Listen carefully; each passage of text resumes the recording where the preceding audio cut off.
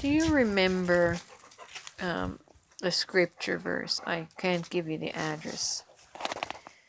But Jesus was saying, or is recorded as saying, that no one has seen God or the Father at any time, nor has any man heard his voice. Only the Son of Man, or Jesus referring to himself, is declaring him now, something to that extent. Was he saying that Moses and all the prophets did not hear from God or had seen the Father? Possibly. And he also said something about all that came before him were robbers and thieves. But I don't think Jesus was talking to himself about himself as the person we know as Jesus or Yeshua. I think he was talking of his higher self, the higher consciousness, source consciousness. And at least in his timeline, in that Jewish timeline of those people that had come into the region, there was no one who had ever seen the Father or heard his voice. And I understand this now, because one could say in that time, in that day, and in that region particular, not in the East, not in Tibet, where it is said Jesus went in his unrecorded years. But in Jerusalem, in Israel, at Jesus' time, he was the first who had seen and heard the Father from the singularity of oneness consciousness. Everyone else that came before him taught and preached about God through the duality lens, the duality of mind, and not the singularity of the first eye, the single eye that sees everything united as one.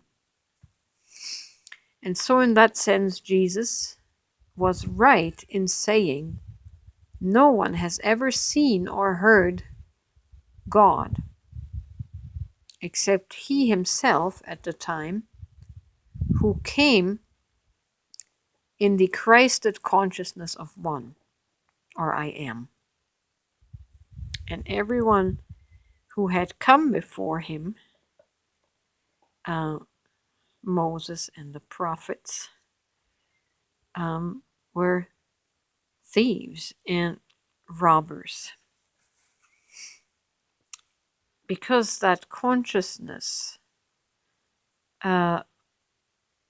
came through only sporadically, here a little bit, there a little bit. There were little pinpricks of that consciousness emerging in those days. And Jesus was another main pinprick at that time. But his words did not take root. The birds of religion came along and devoured the seeds because they did not fall in good ground. There just was not abundant good ground in them days. And now the sower is going forth again, and there are more pinpricks appearing everywhere now with this same message. Of those who can see God in singularity instead of duality And by duality, I mean seeing myself as here and God is over there. That's duality. I am here and God is in heaven. That is separation or duality consciousness. Duality consciousness cannot see it all as one. And you cannot reason your way to it. This is something you have to feel in your soul. And your soul just knows that it is Source God. It just knows. I didn't learn it one day. I didn't learn it through study. I believe it came to me because the twin flame journey afforded me a space of raising my vibration so high into the octave of unconditional love that I was able to see above and beyond what most people are aware of in the lower frequency. And I saw everything as one. I saw everything as one. God was not separate from his creation, but God was the creation, was in it, through it, and on it. And Scripture does say that. Scripture says so many things that seem contradictory, but it depends on a person's conscious awareness, the level of awareness that one is operating in. And we will see Scripture according to that. And that's how I came to have this oneness consciousness. By being raised into the higher vibrations, the higher frequencies. And it just came together like this. It was an aha moment that no one can study. It's an experience of the vibrations or the Kundalini rising and connecting all the dots.